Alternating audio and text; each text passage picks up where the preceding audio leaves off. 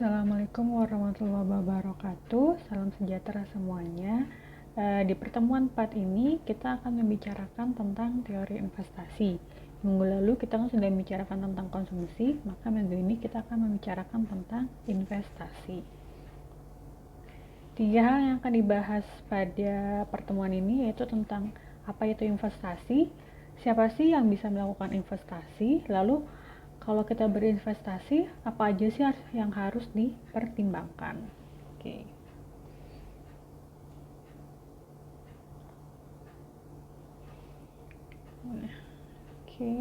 Nah, jadi intinya yang dibilang investasi itu adalah kita pengeluaran, jadi kita menunda menggunakan pengeluaran kita untuk konsumsi dengan tujuan jadi itu mengganti dan terutama menambah barang modal. Jadi intinya kita menunda konsumsi itu untuk menambah nilai pendapatan kita atau kekayaan kita di masa depan, ya kan? Pertama itu, yang kedua adalah mengelola sumber daya yang ada untuk dimanfaatkan. Jadi gini, yang bisa melakukan investasi itu hanyalah orang yang punya sumber daya yang ada. Jadi misalnya gini, kalau kamu punya spare pendapatan terus masih ada uang, istilah kata uang nganggur, nah pasti uang nganggur itu yang bisa diinvestasikan. Bagusnya yang diinvestasikan itu adalah itu uang nganggur, jadi bukan uang yang akan dipakai, enggak gitu kan. Tujuannya apa investasi? Orang berinvestasi itu karena tujuannya dia ingin lebih kaya kalau investasinya sudah cair. Simpelnya gitu. Karena apa? Kalau kalian ingat yang namanya nilai mata uang itu terus berkurang. Bisa jadi 1 juta yang kalian punya hari ini itu nilainya lebih tinggi daripada 1 juta kalian nanti di bulan depan. Karena itu kenapa ada namanya investasi, ya kan? Nah, biasanya investasi ini juga kalau di dalam industri atau perdagangan itu dia ditujukan untuk menambah barang modal, gitu kan, istilah kata gitu. Jadi kan misalnya pasti suka dengar ditawarin investasi, di bidang investasi kalau misalnya dia buka toko baru atau beli mesin baru, itu namanya diinvestasikan kayak gitu. Jadi bukan investasi itu untuk sifatnya adalah konsumsi, enggak ya. Investasi itu pasti tujuannya itu biasanya buat produksi. Nah, siapa saja yang bisa melakukan investasi? Semuanya bisa. Semua orang bisa. Kalau kita lihat secara statusnya, secara umum kita bisa bedakan pemerintah, yaitu government, swasta, yaitu industri ya, semua orang yang bekerja di industri, segala macam industri. Terus ada juga pemerintah dan swasta, itu kan keduanya. Nah, jadi swasta ini bisa jadi industri, perusahaan, bisa jadi perseorangan, ya kan? Itu juga bisa semuanya. Kalau pemerintah biasanya investasinya buat apa? Investasinya pemerintah bentukannya apa sih? Nah, itu biasanya kalau pemerintah melakukan investasi, dia itu tujuannya adalah untuk memenuhi hajat hidup orang banyak. Istilah kata simpelnya gitu. Contoh simpelnya adalah kenapa sih pemerintah repot-repot ngebangun jalan tol, ya kan, yang ada di Papua. Terus atau kenapa sih pemerintah repot-repot ngebangun bikin monorel Jakarta Bandung? Itu kan investasi, ya kan? Itu spendingnya sudah sangat luar biasa di situ. Kenapa? Karena dia mau membantu, misalnya kenapa jalan tol di Papua itu ada untuk memudahkan transportasi dan akomodasi di sana, ya kan? Yang pertama itu. Jadi kalau itu pemerintah contohnya seperti itu ya. Nah, swasta, nah udah tau lah kalau swasta, karena pasti suka dengar. Kalau simpelnya kemarin kalau misalnya bikin swasta itu mereka punya beli tanah, bikin bangunan tengah lagi, bikin gedung lagi, beli pabrik, beli mesin, itu swasta. Terus kalau kalian itu sebagai perusahaan ya, jadi perusahaan tuh kalau misalnya invest, dia kenapa investasi? Berarti dia ingin memperluas bisnisnya, istilah kata gitu. Nggak ada orang yang investasi itu tujuannya cuma mau dikecilin, nggak. Pasti dia ingin tambah besar, karena tujuannya, ingat, investasi itu kalau swasta pasti untuk mencari keuntungan. Nah, itu sama kalau untuk personal, individu juga begitu kan. Misalnya contohnya simpelnya deposit deh. Bunga deposit kan sekarang sekitar 5% ya, 5-6% gitu kan. hitungan minimal 3 bulan gitu kan. Jadi kan maunya kan gitu kan, misalnya sekarang punya duit 1 juta, kalau diinvestasi, misalnya kalau duit 1 juta itu nggak diapa-apain selama 3 bulan, ya udah nggak nambah kan, bisa jadi kurang kan, cuma 1 juta aja. Tapi kalau misalnya 1 juta terus kalian investasiin, lumayan kan, dapat pengembalian 5%, berapa tuh 1 juta, 50.000, nambah kayak 50.000 3 bulan kemudian gitu kan, tanpa kalian melakukan apa-apa, gitu namanya kan gitu. Terus yang ketiga, kalau pemerintah dan swasta investasi bareng tuh buat apa? Ya udah, berarti dua-duanya memenuhi kebutuhan masyarakat plus mencari keuntungan. Apa contoh investasi yang dua-duanya, pemerintah sama swasta investasi bareng? Sama proyek-proyek infrastruktur itu biasanya investasi antara pemerintah sama swasta, atau kalau kalian suka denger itu pasti pernah baca mungkin ya di koran, ada yang namanya obligasi ori. Nah, jadi itu pemerintah dia bikin obligasi khusus punya Bank Indonesia. Jadi itu tujuannya untuk dijual ke umum. Jadi kesannya kita tuh ikut membantu negara. Itu contoh salah satu bentukan investasinya ya, ori. Surat berharga Bank Indonesia atau adalah itu obligasinya Indonesia lah, seperti itu. Contohnya kayak gitu ya. Terus, Nah, ini adalah komponen. Nah, investasi itu bisa terdiri dari 4 ya. 1, investasi yang untuk perusahaan, investasi yang dilakukan oleh perusahaan swasta yang seperti kita bahas sebelumnya ya. Jadi misalnya perusahaan swasta ingin invest, ini misalnya kalau kalian ingat kasusnya, Sampurna. Perusahaan Sampurna itu kan dulu punya pribadi, jadi itu punya keluarga Sampurna kan. Terus hingga akhirnya sama Sampurna itu sama dia, dia sebagai pemilik saham mayoritas, sama dia dijual sahamnya gitu kan. Tujuannya dia ngelepas aja di investasi ini, itu lumayan. Jadi akhirnya sekarang Sampurna itu bukan jadi milik lokal tapi multinational company, gabungan antara asing sama lokal. Dua-duanya itu namanya investasi, contoh investasi perusahaan swasta ya kan, dia karena pengen bikin lebih gede lagi kan gitu kan. Terus yang kedua, pengeluaran untuk mendirikan tempat tinggal. Nah, ini contohnya paling banyak kan, kalau kalian suka dengar ditawarin apa KPR gitu, terus pasti nanya, memang tempat tinggal itu termasuk investasi ya Sam gitu kan. Itu kan tidak tidak menghasilkan apa-apa lah, tergantung sudut pandang ya kan investasinya. Kalau bandingkan kalian punya tempat tinggal, kalian nyicil untuk kepemilikan dengan kalian nyicil untuk sewa. Nah, itu kan beda ya gitu kan. Mungkin secara nominal tuh sama yang kalian keluarkan untuk membayar sewa dan dengan kalian keluarkan cicilan. Tapi kan in the end, kalau cicilan KPR itu akan jadi milik kalian di akhir setelah KPR-nya selesai. Dan nanti kalau udah punya surat tanahnya, itu bisa nanti kalian kalau butuh bisa kalian jual atau mau kalian gadaikan. Itu kan namanya investasi ya gitu kan. Kalau sewa enggak, mana bisa kan, itu bukan kepemilikan kalian kan gitu kan. Terus yang ketiga, adanya perubahan dalam inventaris perusahaan. Nah, nih contohnya, jadi inventaris itu maksudnya persediaan.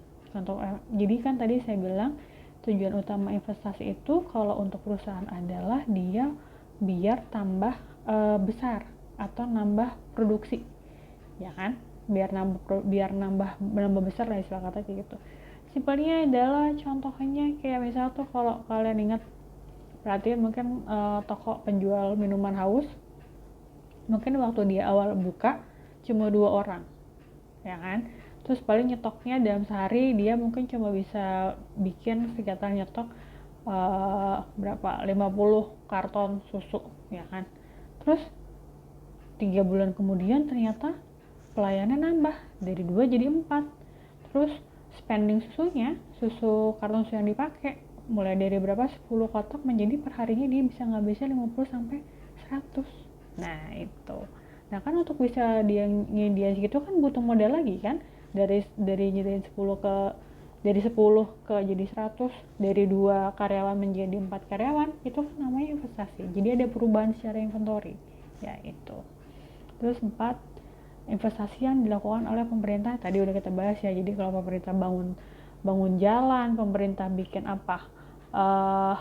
rusun murah lah itu yang rumah 0%, bikin perumahan rakyat, itu salah satu contoh investasi yang dilakukan pemerintah ya.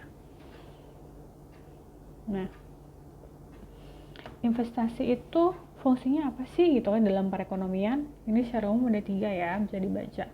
Satu adalah komponen agregat. Maksudnya apa sih Sen? Komponen agregat pengeluaran. Jadi dia itu secara total secara akumulasi, kalau kita lihat akumulasi itu dia akan mempengaruhi komponen pengeluaran. Kalau kalian tahu, menurut financial advisor, kalau punya pendapatan itu harus dibagi jadi 3 kantong utama, 30 30 10 misal kata gitu. Jadi 30% itu untuk yang rutin, pengeluaran rutinnya kalian 30%, terus dari itu 30% itu juga adalah yang dipakai, saya lupa ya kalau nggak pakai, ada tabungan, investasi, sama konsumsi lah istilah kata kayak gitu. Jadi kalau punya penghasilan itu dibagi 30-30, jadi 30 itu harus disimpan buat investasi. Nah nanti kan di-spare lagi istilah kata kayak gitu. Jadi itu komponennya ke situ. Terus efeknya apa sih investasi ke komponen pengeluaran tadi? Kalau kita mau ngitung di konsumsi negara ya, nah itu masuk ke situ.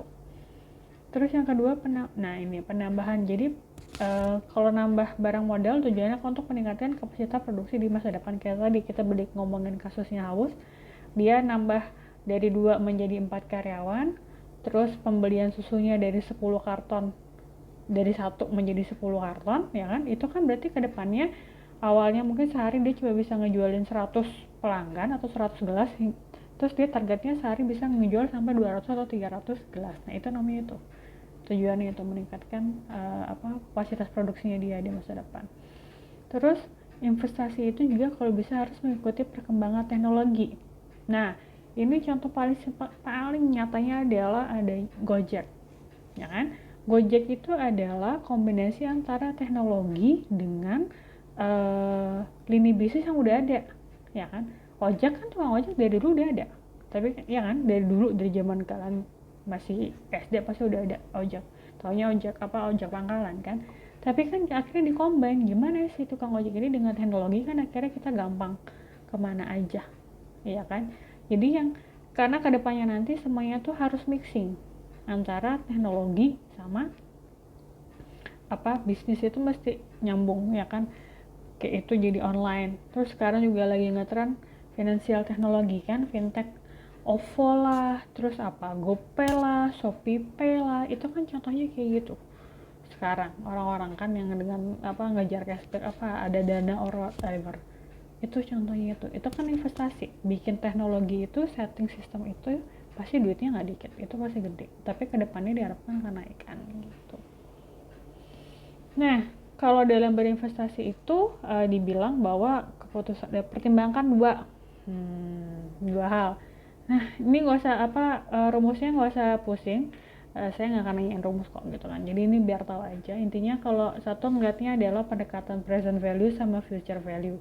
Jadi maksudnya gimana hitungannya? Jadi gini, kalau present value itu kira-kira maunya kan, misalnya kalian ditawarin nih ada investasi nih, kayak contohnya nih, mau nggak investasi berapa, ada investasi duitnya misalnya 100 juta, terus 5 tahun lagi nanti akan dapat 161 juta, mau apa enggak, menurut kalian nguntungin apa enggak? Nah itu cara ngitungnya kayak gitu. Terus itu yang kayak gitu. Jadi kalau misalnya di present value dia langsung bilang ya investasinya segini, nanti 5 tahun lagi dapatnya segini. Nah kalau misalnya future value itu dia nggak patokan gitu, ini duitnya modelnya segini, dapat returnnya, pengembaliannya segini, nanti kedepannya tergantung berapa lamanya gitu. Jadi kalian ngitungnya jadi ngebandingin, mendingan kalian buat kedepannya ngitung nilai depannya atau ngitung nilai sekarangnya, yang kayak gitu. Nah terus kalau dalam investasi itu intinya misalnya gini, gimana sih cara milih investasi yang bagus? Nah simpelnya tuh ada 4 yang harus dilihat ya kan, yaitu satu itu payback period, balik modal, berapa lama balik modalnya ya kan. Misalnya paling kalau kalian nggak tahu deh, bikin house itu mungkin habis berapa, 100 juta. Nah balik modalnya kalian dapat lagi 100 juta berapa lama sih? Setahun, 2 tahun, 5 tahun. Nah itu kalian hitung worth it gak segitu, 100 juta 5 tahun baru balik modal kayak gitu ya. Itu yang pertama. Terus yang kedua adalah benefit and cost ratio. Jadi ngebandingin biaya yang dikeluarin sama hasil yang didapat, profitnya, benefitnya, costnya, worth it nggak? Costnya berapa, biayanya berapa? Kayak bikin house gitu kan, ongkos produksinya dia berapa, terus margin keuntungannya berapa. Nah itu ngebandingin antara margin sama ongkosnya gitu. Jadi melihatnya untung sama ruginya. Terus yang ketiga adalah net present value. Nah ini jadi selisih nilai sekarang dari biaya total dengan penerimaan total bersih. Nah ini ada hitungannya tadi. Ini ada hitungan rumusnya. Nggak usah paham-paham banget. Pokoknya intinya ngebandingin biaya total sekarang dengan penerimaan bersihnya itu seberapa banyak selisihnya, gitu kan. Terus yang keempat, internal rate of return. Jadi ini tingkat pengembalian dihitung pada saat net present value-nya sama dengan 0. Jadi kalau misalnya nilainya berapa, kalau net present value-nya 0, ya. Intinya 4-nya ini ya, gitu kan. Itu aja. Terus nanti nextnya ini selanjutnya slide-nya adalah diskusi. Ini silakan dijawab ya nanti di forum diskusinya. Nggak harus, kalau misalnya ada yang nggak paham di sini nggak apa-apa, yang nggak harus paham itu rumusnya, itu nggak paham nggak apa-apa. Intinya kalian tahu konsepnya aja, investasi itu buat apa, yang kalau mau investasi itu yang harus diperhatikan itu apa, itu yang paling penting ya. Oke, terima kasih, sampai bertemu di pertemuan berikutnya. Assalamualaikum warahmatullahi wabarakatuh, salam sejahtera.